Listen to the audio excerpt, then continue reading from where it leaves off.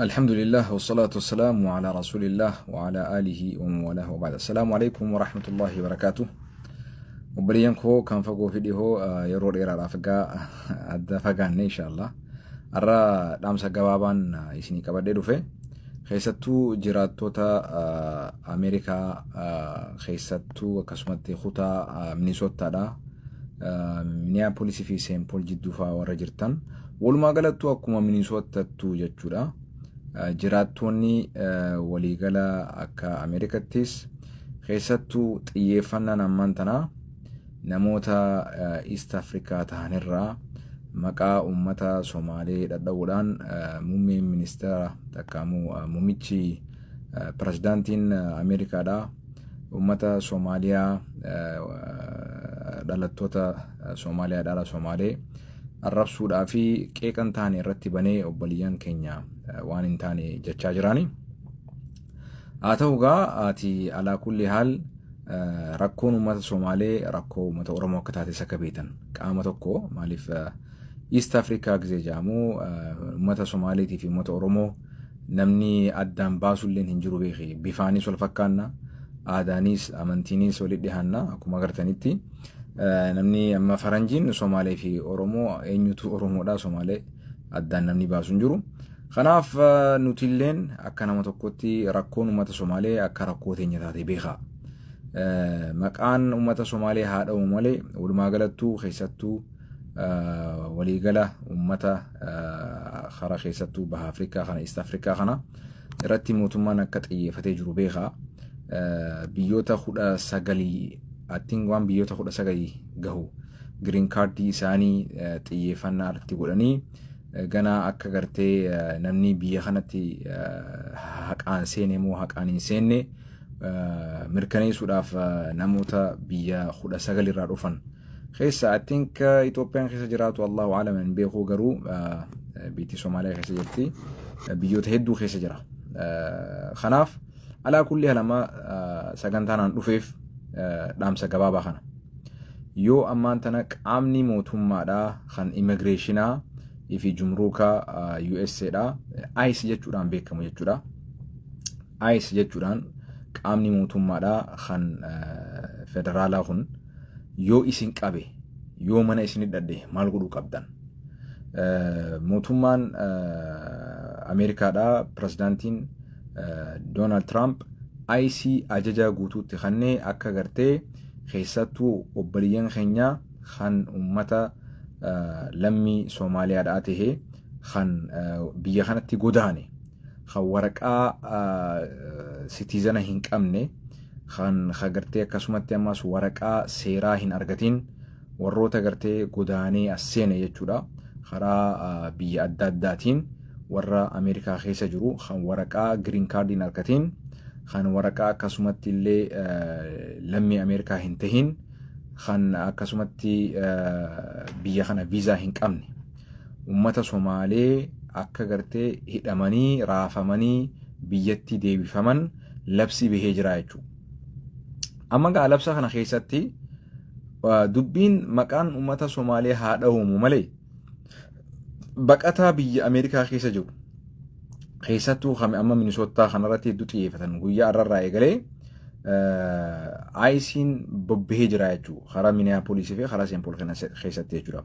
Keessattuu karaa magaalaa Carmel kana keessatti 35W Niklet naannoo san arra galgala kanallee dhufanii jiran qaama poolisaa waliin hordofaa turre gabaabatti maal godhuu qabdan yoo poolisni isaaniif itti isin kan poolisni akka isaanii wajjin daleene kaantibaan keenyaliin akka isaanii wajjin daleene ifaan bilisatti akka baqattoota waliin dhaabbatan meerri keenya Jacob Fry akkasumatti meerri St. Paul illeen lamaanuu walii galanii poolisiin isaanii poolisoonni jechuudha akka si kannanii ICE'dhaaf sin dabarsine akka ICE illee irratti hin gargaarre ifaan bilisaan ibsa ejjannoo baasanii jiran.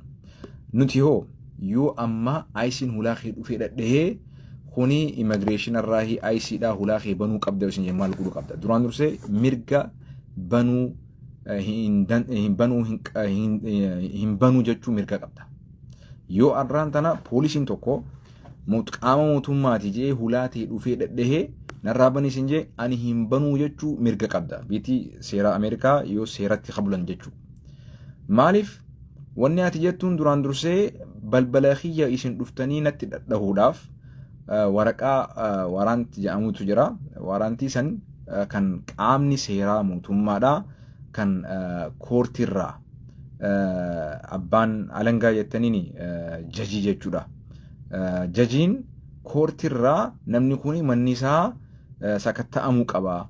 Namni kuni badii akkanaa hojjete mana isaa dheexanii hidhuu qabdanii je'ee yoonii fi xalayaan mootummaa bulchiinsa mootummaa san jalatti seeraa fi heeraan koortiirraa irratti gartee barreeffamee maqaa kee adreesa kee badii teetii waliin namni kun hidhamuu qaba jedhanii duraanuu mootummaan koortiin dubbii teetiin xalee labsa waraqaa sanitti yoo waraqaa san qabaatan qofa mana kee dhufanii qabachuu danda'an jechuudha.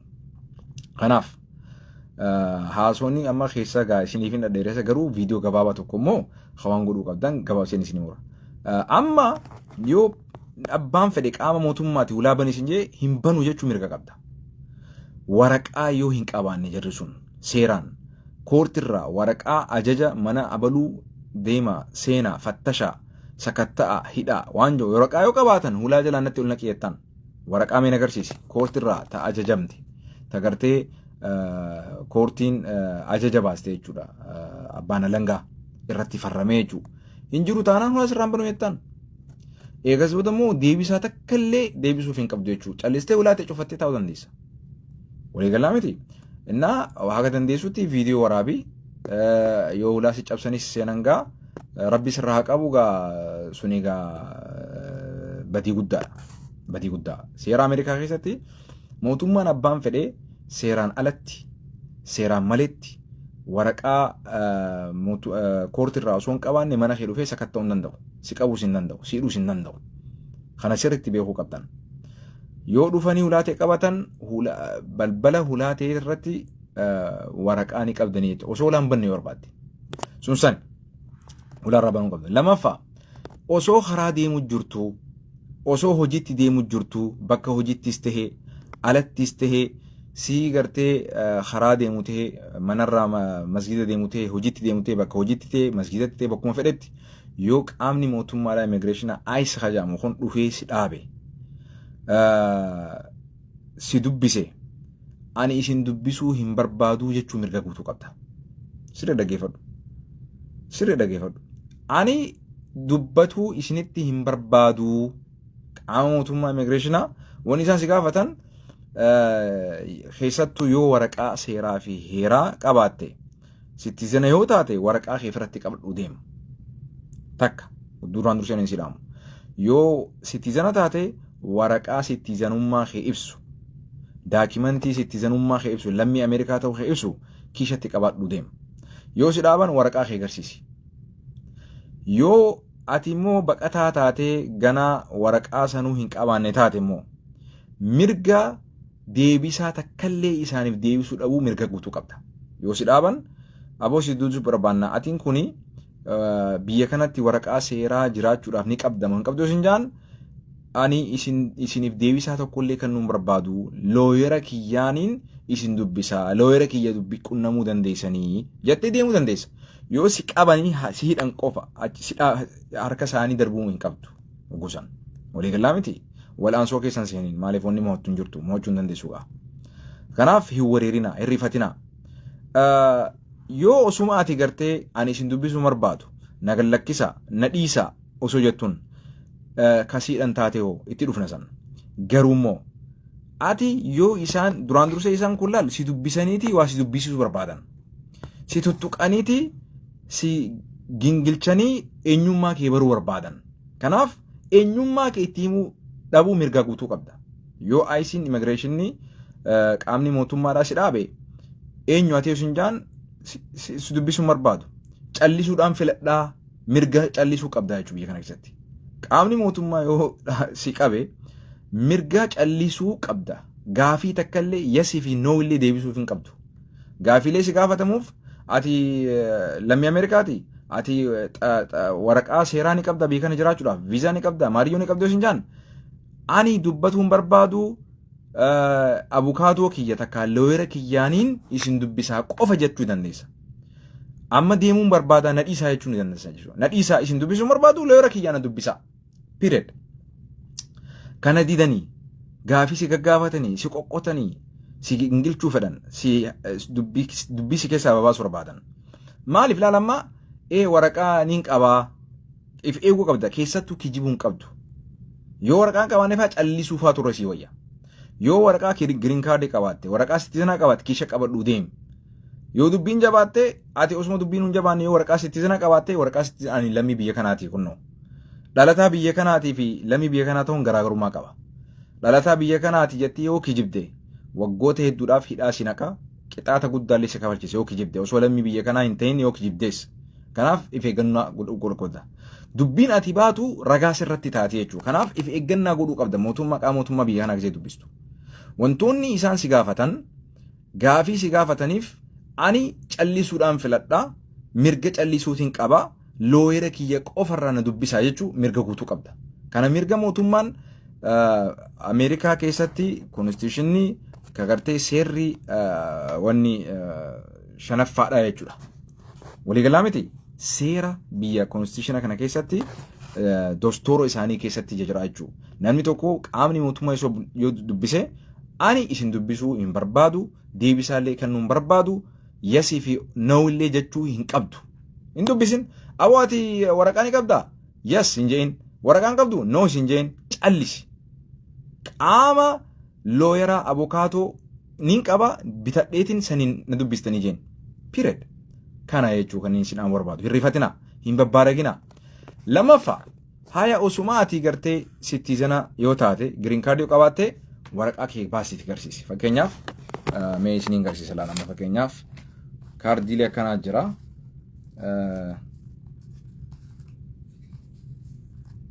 Fakkeenyaaf kiyya kanaan si garsiisa. Amma fakkeenyaaf warri kaardii qabdan faan keessattuu kanumaan isin garsiisa. Warri kaardii qabdan kaardii keessan ka citizenaa jechuudha. Akkanatti qabadhaa deema. Kiishii keessan keessatti. Hogguunii fi si qaban boo maaliif gaa mataa ol qabatteetu aboon citizenaa kunnoo waraqaa citizenaatiin qaba. Period. Haasoo biraatiin kannin. Waan biraa keessa deebanii si gaafatan remain silent. Do not respond. I don't want to talk to you. Talk to my lawyer. Period. Waliigalaa miti. That's the right you have. You have the right to remain silent. Irra deddeebiseetiin akka isin galuutti beekaa dubbitan irra deddeebisu jira jechuudha. Maaliif namni mirga ofii beekuu dhabuun rakkoo hedduudhaaf hin saaxiluu danda'a. Sun sani. Amma osuma waraqaas garsiistu. Waraqaa citizenaa ta'uu keetiis, green card qabaachuu keetiis, seeraa fi heera guuttattee osoo waa hunda qabdu yoo si qaban maal godhuu qabda. Duraan dursee si hidhanii mi'ee telefoona sirraa fuudhanii waa hedduu sirraa fuudhan. Telefoona at least yoo akkam xiqqaate bilbila nam lamaa haffasi qomatti qabadhu. Yoo si hidhanillee mirgi ati qabdu mana hidharraa maatii keetitti bilbilachuudhaaf amma namni hedduun selfoona irratti hirkatee jira. Wanni guddaan isin dhaan barbaadu. Telefoona irratti hirkatee namni nambara hin haffazu. Nambara qomaa hin beeku. At least yoo akkam xiqqaate bilbila nam lamaa qomatti qabadha. Nama lama ka isin jalaa kaasu. Ka yoonii fi bilbila isin hin qabaanne bilbila yoo mana hidhaa seentanillee itti bilbilachuu dandeessan namoota lama tokko si jalaa kaasuu baate tokko si jalaa kaasu jechuudha. At least nama lama irra laafaan nama lama qabadhuun sin jee malee ati nama kudhanillee haffasi bilbila nama kudhanillee qabadhu ifirrattillee katabii deemi yoo haffazullee dadhabde harkarratti barreeffadhu deemi maaliin sin jaaga. That's all I can say man. Yoo bilbila haffazuu dadhabde jechuudha. At least ifirratti harka keetirratti barreeffadhu deemi. Yoo hidhamtee mana hidhaa seente maaliif dubbiin amma raafutti seenan baqataa raafna ja'aniiti keessatti hatta nama citizenaatillee raafutti seenan manni yoo ati waraqaa ifirratti qabaattee hin deemne keessattuu warri nuti citizen if hin jettan warri green card qabdan warri viizaa qabdan waraqaa keessan kiisha keessan dhabina. Olii fi gadis bakkoon dandeemina. Keessattuu bakkoota gartee akka malee isaan irratti xiyyeeffatanii jiran keessattuu karaa Carmel Mall karaa gartee Lake Street karaa kana if eeggannoo guddaa akka gootan kanaan isin dhaamu barbaada. Hawaasni kiyya information irraa hedduu quban qabdan jeetiin yaada gaa kuni information gabaabaa isiniif jechuudha. Kanaaf yoo qabamtan at least yoo hidhamtan bilbila nam lamaa sadii qomatti qabadhaa. Yoo man hidhaa seentan bilbilachuu dandeessan achi wanni gaariin osoo siin qoranne osoo siin gilgaalle osoo siin eenyummaa kee waraqaa qabaachuu fi qabaachuu dhabuu kee hin beene fuudhanii biyyatti si galchuu hin danda'an.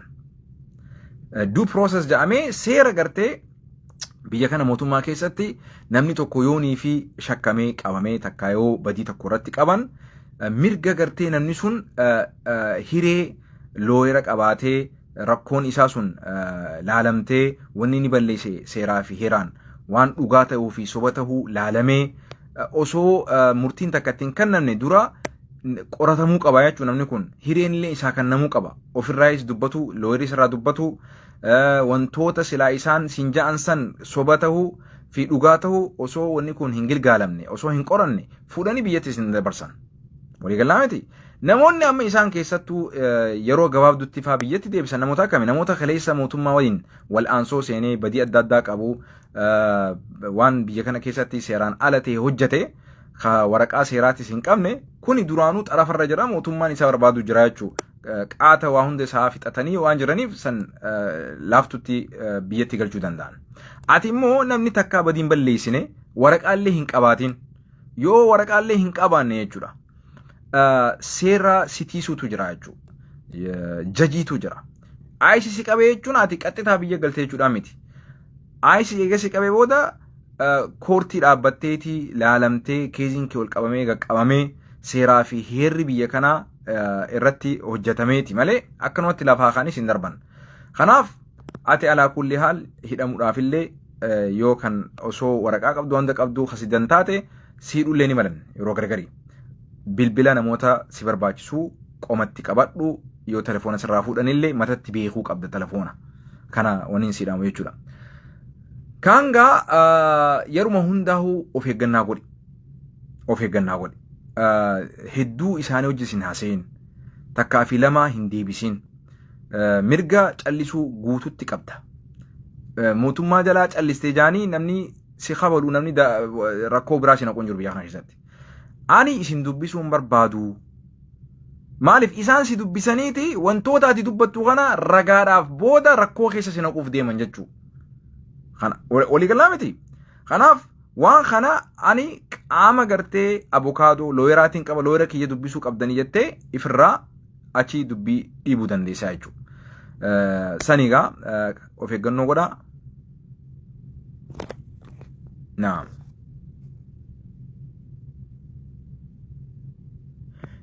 Osoo ka Suudiidhaaf boonyuu kan Kaayirootiif osoo boonyuu nutti dhufte egaa jajuun baranaan turtu jaan dhageessanii jajuun baranaan turtu jaan dhufte egaa kanaaf waliin jajjinaa jinjana hawaasni keenya inshaallah garuu waraqaa xalayaa sitizana ta'uu keessan giriin kaardii qabaachuu keessan seeraa fi heera guuttattanii biyya kana jiraachuu keessa waraqaa qabdan if hojii fudhadhaa deema.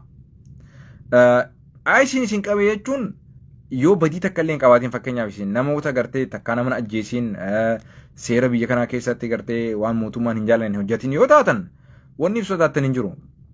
Sunillee yoo badii qabaattan illee seerri biyya kanaa mirga sii kennuutu jiraachuu akkaataa ati gartee adabamtee adaba sanirraa illee fooyyooytee gara gartee waraqaatti argattu illee seerri numa jira. Gaa namtichi dhiyoo tana gaa akka maleedha qaallichi keenya kun machaa'e maal goota gaa carraadha homaan qabu inshaallah akkuma dhuftetti bubbee fi maal jaansaboo rakkoo baranaa mataa jalaa qabataniituma akkuma dhuftetti gaggeessan inshaallah hin yaaddawina hirrifatina hawaasni kiyya hirrifatina warri waraqaa hin qabne hirrifatina hin sodaatina just wanni isin godhuu qabdan isaan eenyummaa kee hin beekan isin si qabu kanaaf eenyummaa kee tiimuu hin qabdu jala diduu qabda hin dubbisin yoo waan fedhen sin jaanaati caluma jee looyeraan qabadhee looyera kiyyaan na dubbisaanuma jettaan laalate mirga callisuu mirga dhibbatti qabda ammas irra guddaa gaa isaan afaan beekuu fi afaan beekuu dhabuu keetillee ni laalanii kanaaf callisuu turre si wayya I don't want to speak to you jettaan akkasigaa kana kan isin barbaadu jabaadhaa waraqaa keessan keessatti qabadhaa deemaa bilbila nama 2-3 qomatti qabadhaa yoo gaafii isinitti guddisan gaafii isin gaafatan yes fi no jechuullee dhiisa yoo waraqaa qabaattan qofa waraqaa seeraa fi heera guuttatta yoo qabaattan kun waraqaan kiyya kana ani lammii Ameerikaati citizen kunno waraqaan kiyya ka citizen kana jechuu ni dandeessa yoo waraqaa qabaatte sani achi yoo sanuu deebisaa fi kan nuuf hin barbaanne mirga guutuu qabda yoo balbala sitti dhoofanii hulaa sitti dhadha'uu barbaadan yoo waraqaa qaama mootummaa koortirraa jajirraa sitti hin fidin mana keetillee qarqara ba'uu hin danda'an tuqullee hin danda'an manni abaluu haalaalamuu hafattashamuu waraqaa mootummaarraa yoo qabaatan qofa kan mana kee seenuu danda'an sani achi mana irraa banuu hin qabdu itti cufattee taa'uu dandeessa jechuudha. Akkasigaa inshallah namni citizenaa fi seeraa fi heeraan biyya kana jiru waa takka wanni inni ta'u hin jiru. Namni amma isaan barbaadaa jiran nama seeraan ala waraqaa hin qabne akkasumas nama badii qabu kana ka isaan barbaadaa jiranii. So atigaa chaansiin kanniniif aga wayyaa irraa baqadhaa keessattuu naannoo Minneapolis fi St. Paul naannoo isaan hedduu gaadan kana hin deddeemina an akkasumaan isin hidhaama. Nageenyaa jiraadhaa. turtii gaarii. Wassalaamu alaikum warahmatullahi wabarakatuh.